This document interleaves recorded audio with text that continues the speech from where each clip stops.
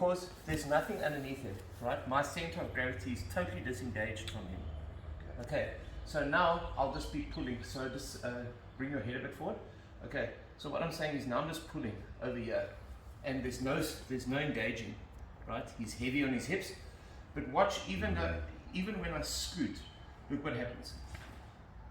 Yeah, I mean, you get what I'm saying? Now my center of gravity is underneath these. And even Mike, who's heavy, can feel light. oh yeah.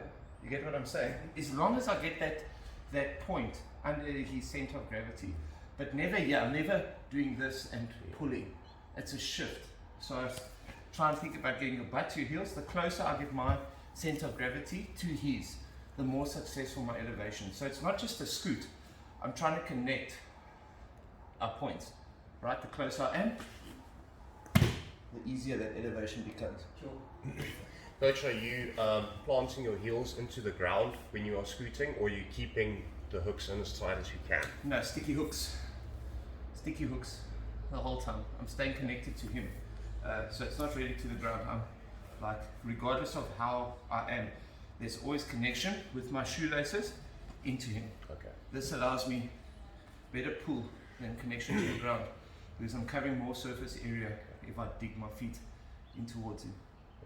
So then how do you keep the hooks in and then scoot forward without like pulling them in before you've scooted and then he collapses you?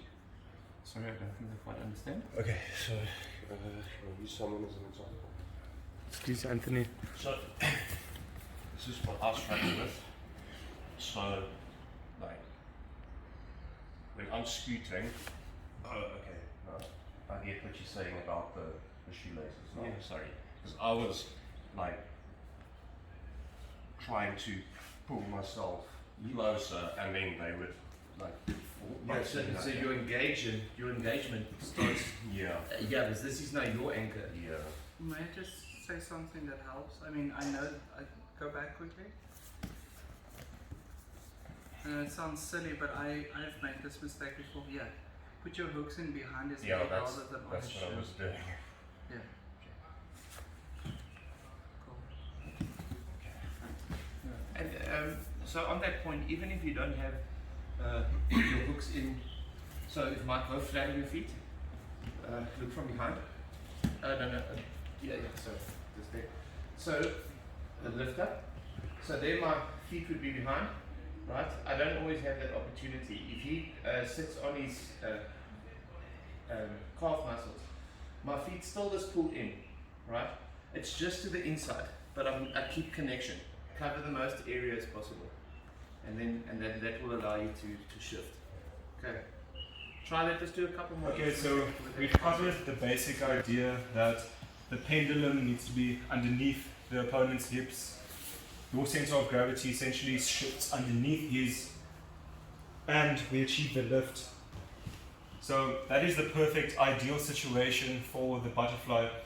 But a taller opponent, or any opponent whose head, the level of his head is above yours, you would normally try to go for a guillotine as a first ditch attempt in order to submit you. So even though he may have this grip, this likening to a chin strap, I still have my butterfly guard in, and I've got an underhook on this side. So even if he goes for the squeeze, he won't really have that much power over me. So what I would do is, in this situation, still go for the elevation. I elevate, and I watch carefully. I take this hook out, and I end up on the side. So now let's just turn around with.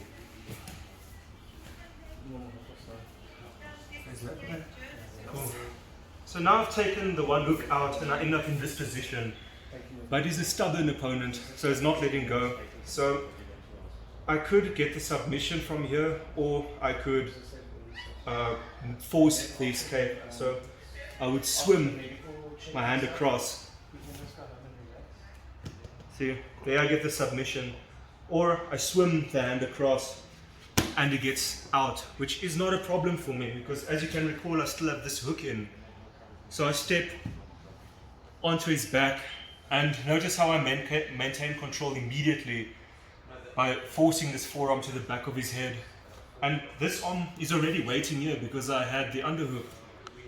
Even if you didn't have, underneath we go, we clamp, bring the left elbow to the ground and roll. And he's now on top of me. And from here, I can enter a seatbelt control.